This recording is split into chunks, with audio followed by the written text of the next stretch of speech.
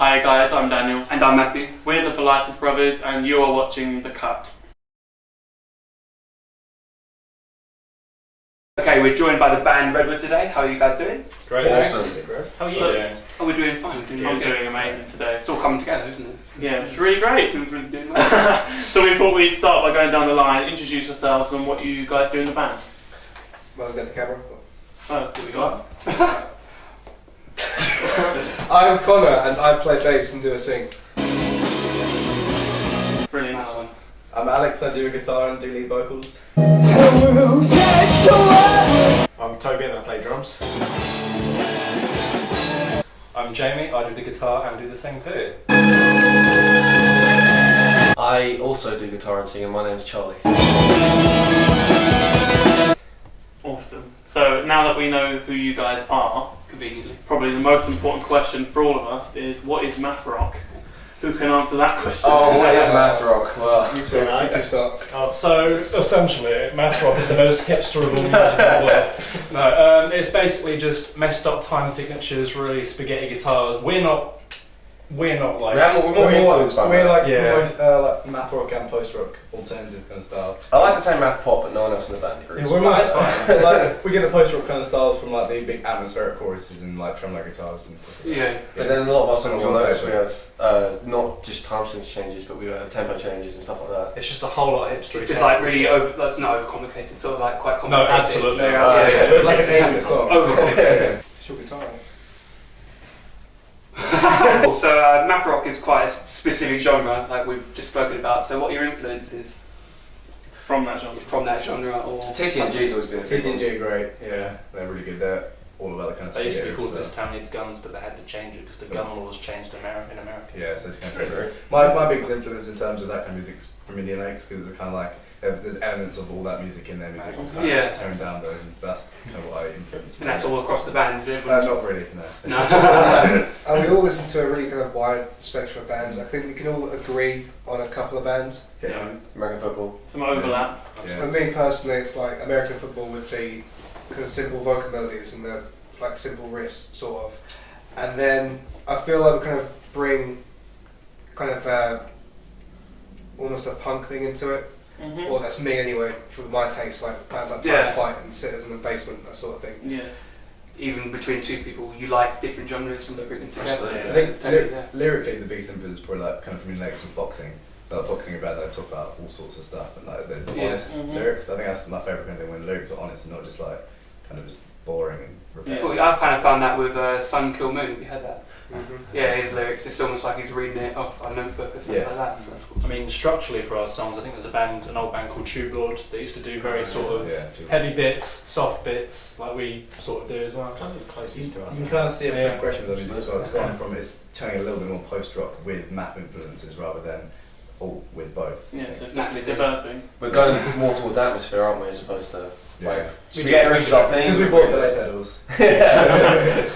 I'd say at times probably on the border of pretentious. I know purely because We're straight up. no, when I joined this band, my music changed definitely changed massively. So we've listened to Paragazer, and people who follow our YouTube channel probably have seen at least a clip Yeah, of this it. is one part of it. So obviously awesome song, and we really like the video. Yeah. How did the idea for that video in the factory come about? Because you recorded it in a factory, didn't you? I think when we first met Andy Sloan, who's recording our album, he took us to the factory to show us where we were recording our album. That's what the album's actually Yeah. recorded in the factory as well. Yeah. And we met up with him, and then we went there, and he kind of said, "Just wait till we get there, and then you want to record an album." There, we got there, and it was the most amazing. Oh, we did. It was in the Look at dark the as well. video, We got so there. good. And then it kind of spawned the idea of doing like live videos. Yeah, So, but as soon as we got there, we like walked through the front door of the factory, and there was Bouncy Castle. And we were like, oh, that's So they do functions. But then Aaron at the door was like, oh no guys, this isn't the favorite. Broke it down further. There's a skate park in there. There's just a Ah, it's whole. mental. Oh, yeah, there's film there as well. It's ridiculous. It's awesome. Whereabouts is that factory? then? in Harpenden. Yeah. That's awesome.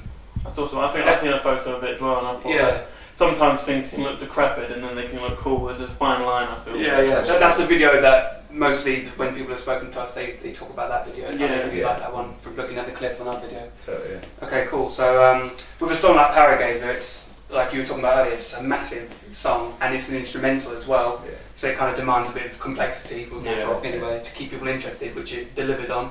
How do you start writing a song like that? A song so complex. Usually, like, I'll sit in my bedroom, write a song with acoustic guitar, bring it to these kind of guys, and then The song start with these these guys. Yeah. So I start off with the opening riff kind of thing. I was like, put something together for that, and literally just Jamie will a part and Charlie a part, and then kind of just came together like that really nicely. And I mean, the song occurred in about the space of 2 hours. Just let's play with this for a bit. Yeah, and we it did. went And so then- well.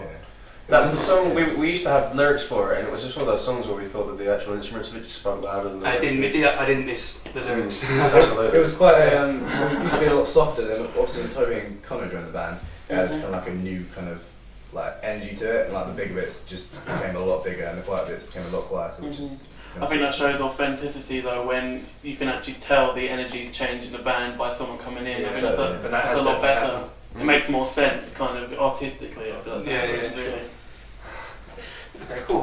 So on the subject of writing big songs, you've got an album coming Massive out. songs. What's that called? As well, we actually changed. We were going to self-title it and call it Redwood, but we kind of thought the concept throughout the whole thing was rain. We always sing and talk about rain, so we thought it's a nice album. Just That was the full of theme in the rain. video, yeah. Yeah, totally. Rain. So we're going to call it Drenched. We've got like this just recurring Wet, themes. wet, wet. Yeah. Just a wet t-shirt competition. That's what it's called. Especially about the lyrics and stuff, there's a lot of mention of like metaphors and about rain and weather and stuff. So Yeah. it makes sense to use that as the kind of album name. Yeah. Oh, that's awesome. Cool. Have you used any sort of rain sounds on any of the songs, or is that just you have? Yeah, we've got a might have an acoustic song coming out soon as well. One of our old songs that we recorded, the raindrops. Kind of say it ruined the microphone, but Oh yeah, that was like a You sucked out of the art. yeah, we did. Yeah, but it sounds really cool and it's like abstract as hell. So. I've listened to the Paragazer video there, and they spent about 5 minutes. Like, what happened? We finished tracking the live sessions, and then one of our friends stood up with about 8 pizzas. So like, okay, we're done tracking now. Live session. That's it, yeah. And then we finished those, and we went off back to the room, and then Andy, our producer, and then the video and the sound guy, they stayed in the factory for an extra 10 minutes just filming rain sounds, because like while we were playing, just pouring down the rain. Like the electrics behind my bass amp I was using are just covered in water. Like I had to cut all the power just to take all the plugs out. But then if you listen to the video really closely, like you put headphones on and just crank it up, you can hear raindrops right at the start of the song. It can Like, continue for about 10 seconds through the song.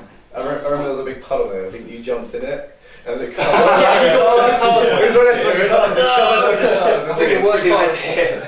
There wasn't a bit wasn't even filmed. Just off camera. That's the worst part. It's just that, yeah.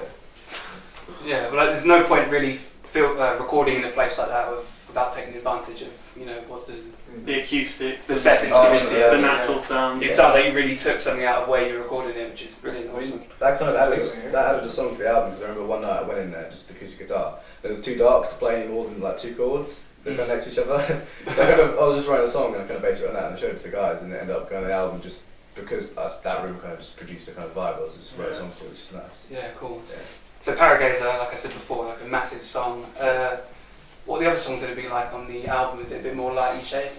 All massive. All massive? Yeah. With elements of different, like obviously they're not all just as huge. Yeah, it's intense. More You'll hear more math on the album than you do Yeah. Yeah. But then we've got some songs which are more like just huge endings. Yeah. So like make you feel like just euphoric pretty much. Yeah. But then we've also got a lot of songs which are like more poppy. Yeah. More kind of commercial in a sense, Mhm. but still holding to the whole matter of Bridging the gap. Yeah. Kind of bridging the gap between Yeah, I'd say the sound of Paragazer in particular, because that's the one we've listened to the most, was really unique, but it had a lot of potential for like syncing. Were you thinking that when syncing up to like adverts? I could really imagine it as film. We said it looked like it could be like for a film track or something like Yeah, that. definitely. That's what we got. Then we showed it to one of our friends that like this could be like in a war film or something, but I don't know about that, but yeah. No, we had. Someone told me it was the best song in the world. I don't know. Not my words. Yes, yeah. So, what are your plans for the near future, and where can people come and see you play other than tonight? We are booking a big string of gigs in the near future, hopefully in the next few months. Using the words big string of That sounds like a gigs, tour. Yeah. It's What are you saying? We've got a launch date for the album. We've got everything kind of set up in motion for weeks approaching it and then weeks afterwards. So it's kind of getting organised. It's the first time we've ever done that. Like, it's Just call us Like- organised. We went to the other night, sat down with Andy to go record our album. He kind of wrote everything from the release date of the album backwards to what we have to prepare for. There's just so much stuff like getting it ready, but it's all set in motion, so everything's kind of happening. We just got to release it slowly over time. I think particularly you guys have been working a long time creatively, so it's kind of hard to come back into the business side of like booking things as well. Kind of a different sort of mindset to get back into, I suppose. Yeah. So I suppose that's kind of the same question for what your plans are for 2015, like on a grand scale, like your view, what you'd like to achieve for 2015. Just get stuck in.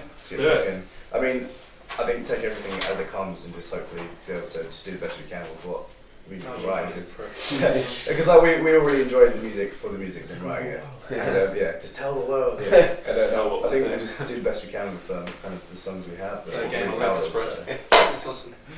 Okay, so that's it for normal questions. Normal questions. So, now it's time for, we were telling you earlier, some of that organised fun. Forced fun. What's your favourite pizza? You gotta be careful.